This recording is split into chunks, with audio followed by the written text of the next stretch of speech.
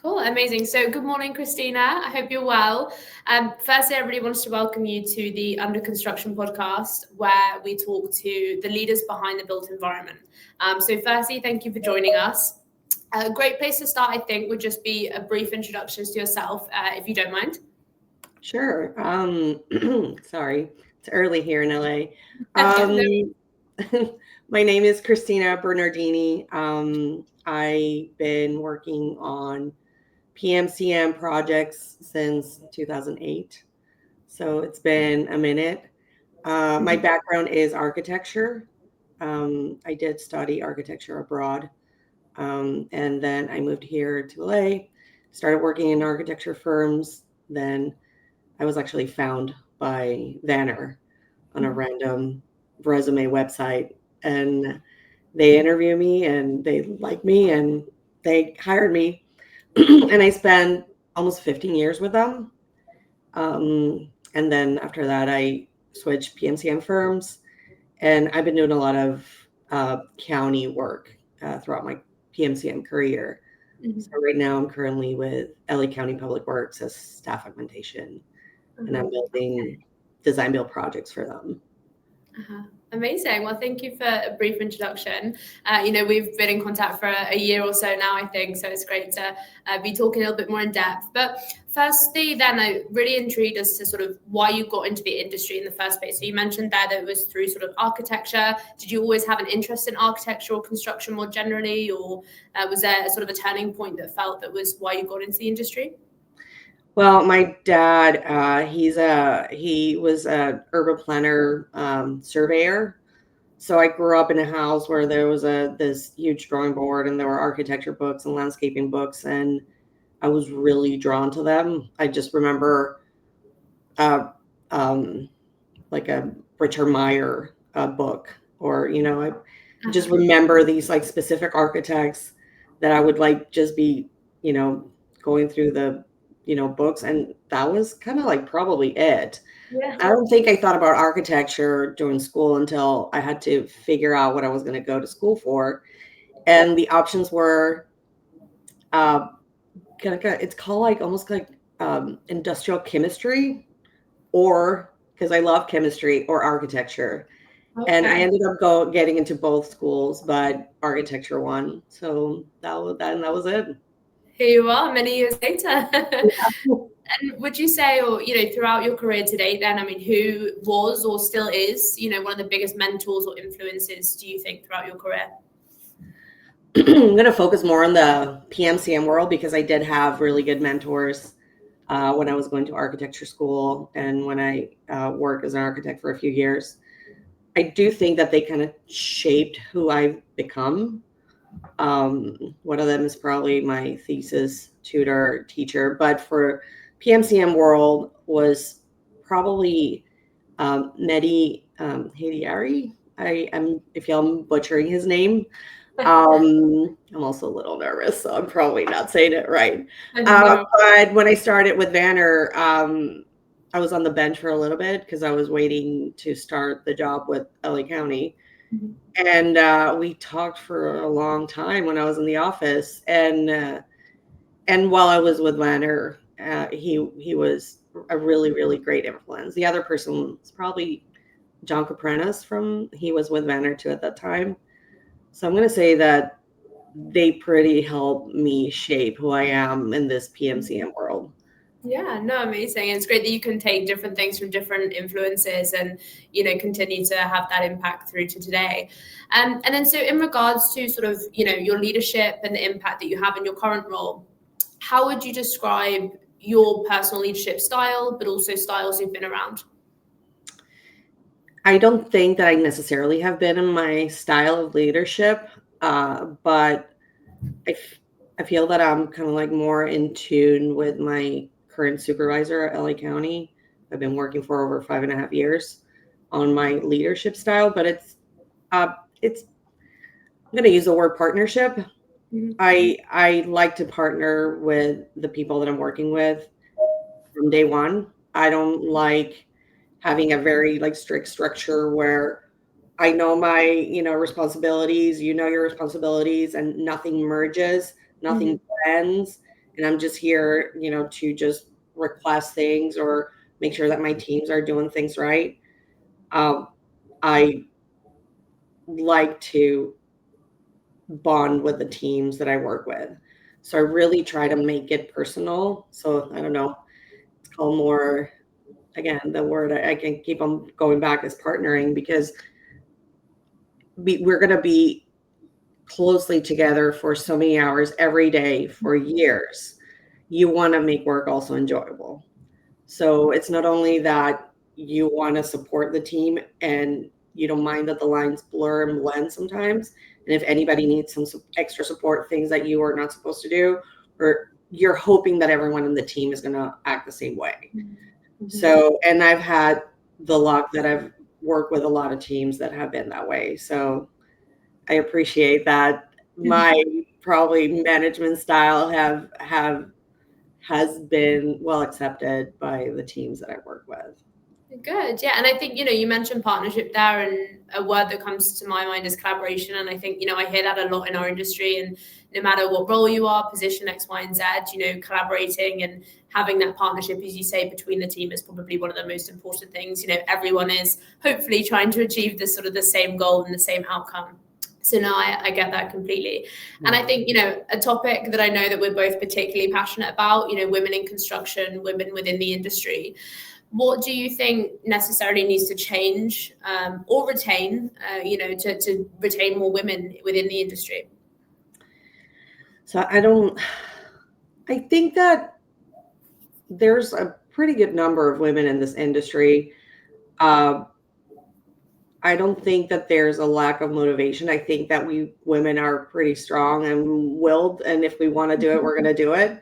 So I don't think that there's not like a welcoming feeling towards the industry.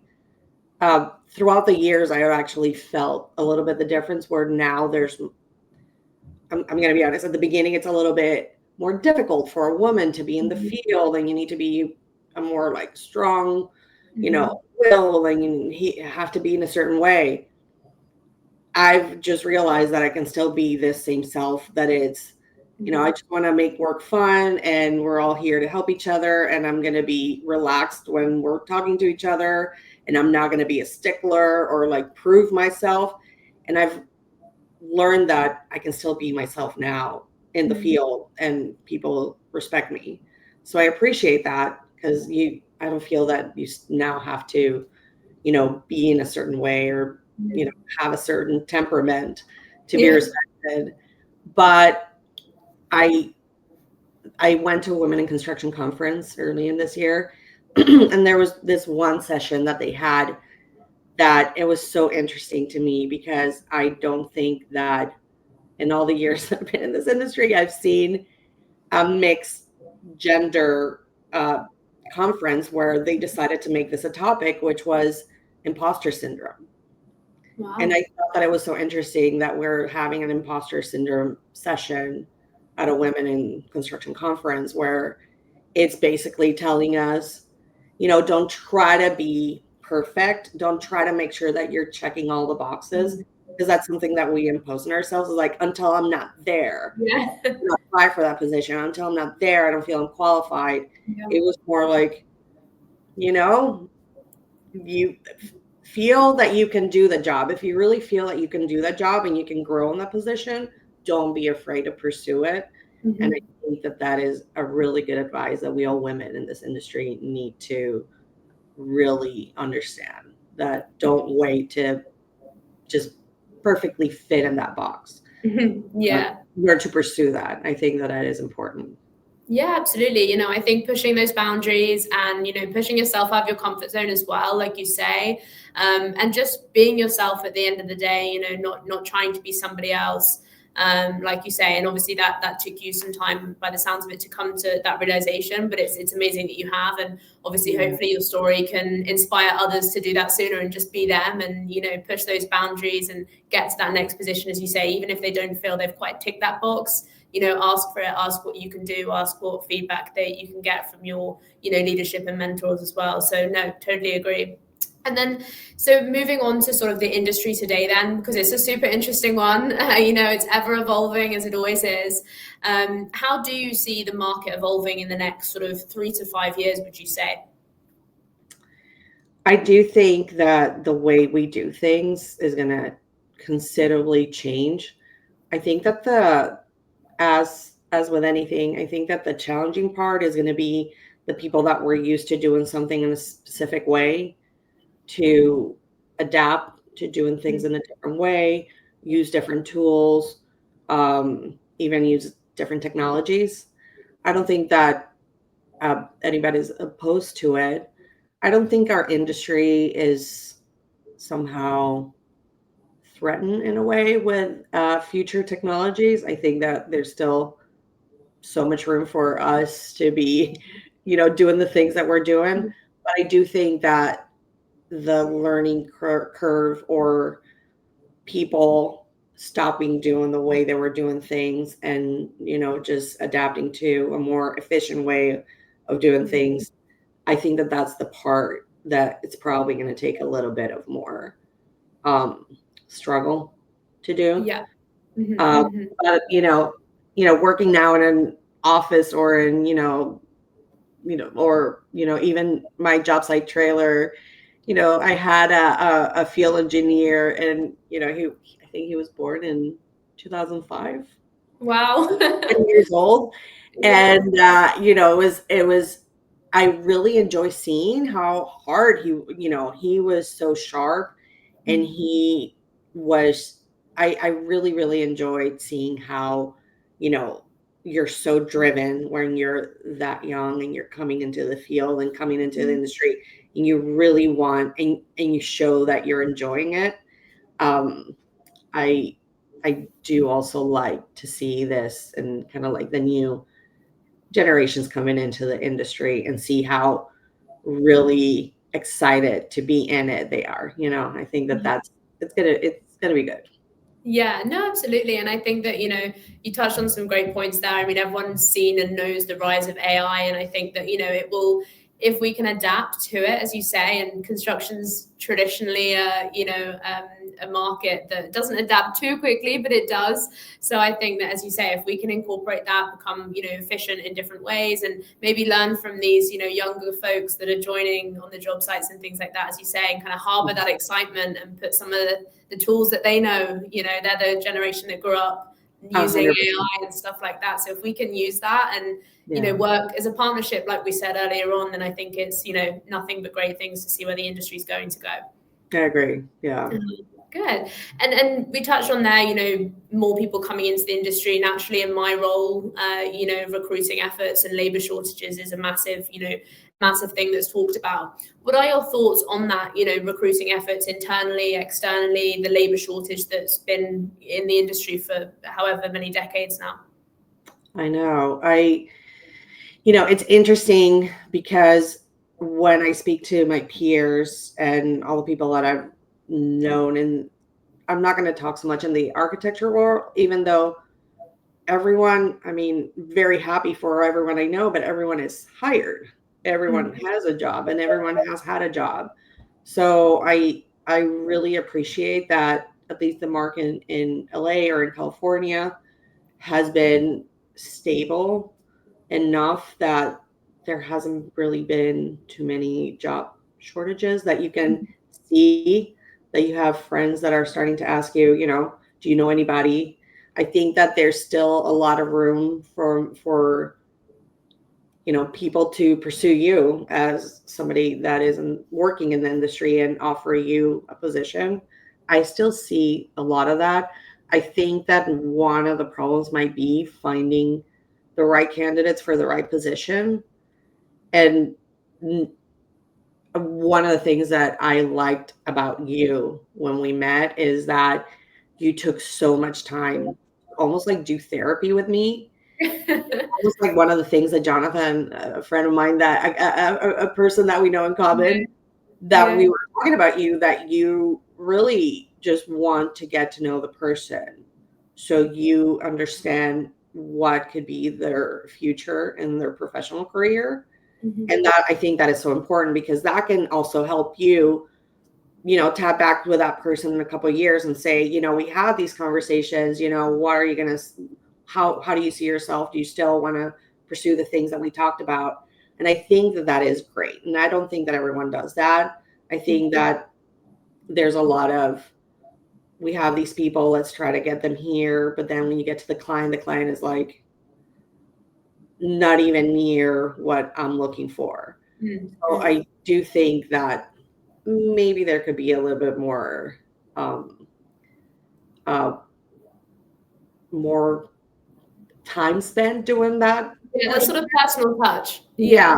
But I don't think that as of right now, we're feeling any kind of like job shortages, at least where I'm located. Yeah. I know that it's different per region, but right now, knock on wood, there's still a lot of jobs to be offered to people. Yeah, no, and I appreciate that. I think something that is really important to me is really understanding, in understanding folks. I don't think you can ever support or consult somebody if you don't genuinely understand what they, what might interest them or what might motivate them. So yeah, I think, as you say, it's something that is super important, especially, with what I do. And then, so I'm sure a lot of our listeners as well would be really interested in any advice or insights that you could provide to them. So for someone maybe entering the industry or, maybe changing industries and coming from a completely different industry, what advice would you give to them?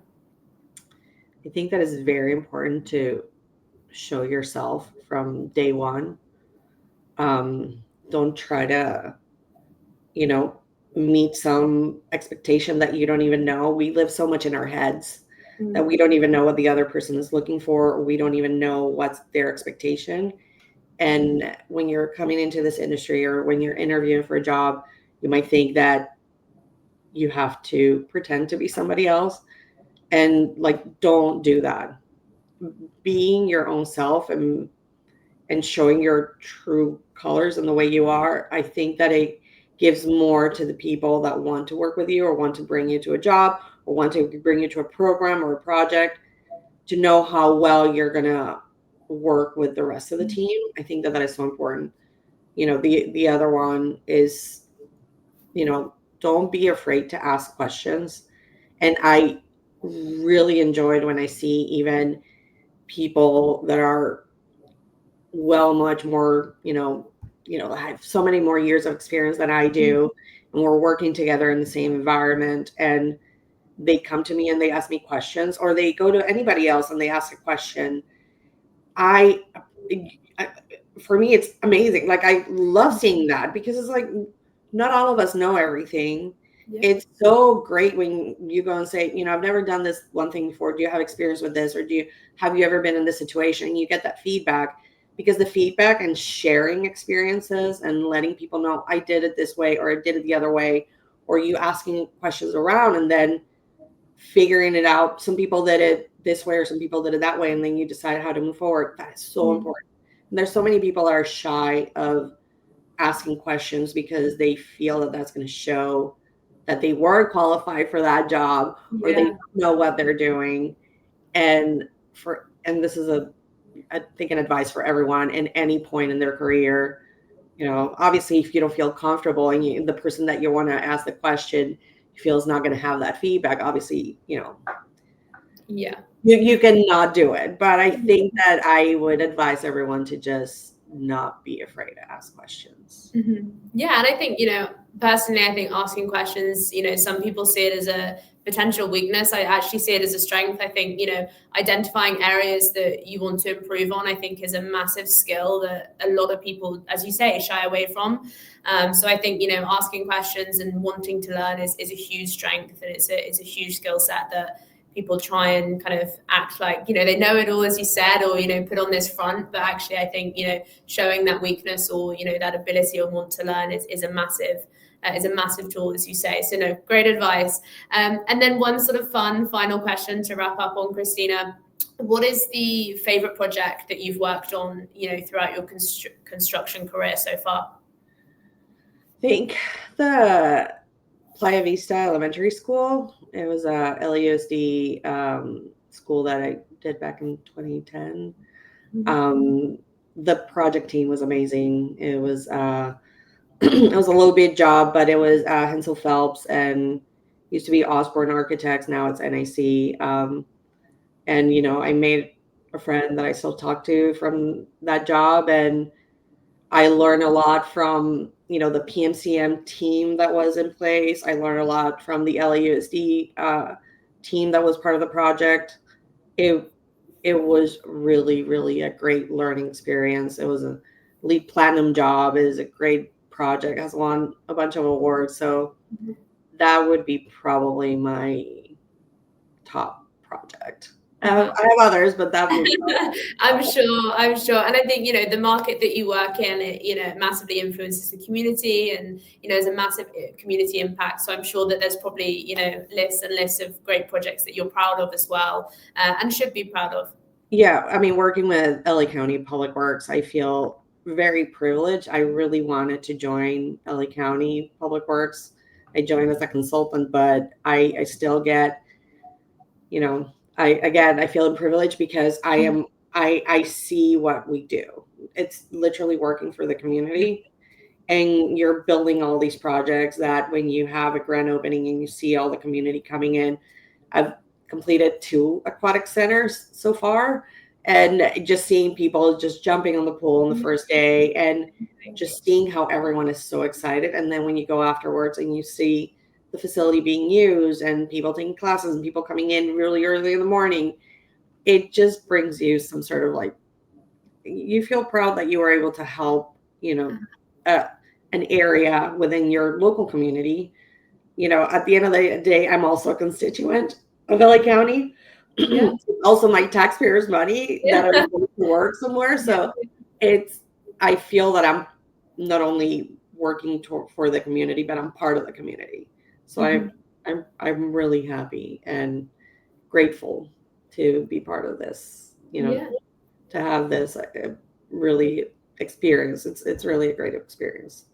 Yeah, no, amazing. And I think that that's another reason as to, why construction as an industry is so rewarding, is because, you can tangibly see what you're creating. You can see, as you say there, people enjoying it, and, the positive impact that it has on the community as well. So, no, I mean, it's great to hear in your own words, your story and where you've got to today and any advice and things you've given. So, I'm a part of the podcast. It's been great chatting with you, and you're coming over to London in a few weeks, so we'll be meeting up here in person. So I'm really looking forward to that. Me too. I'm really looking forward to it.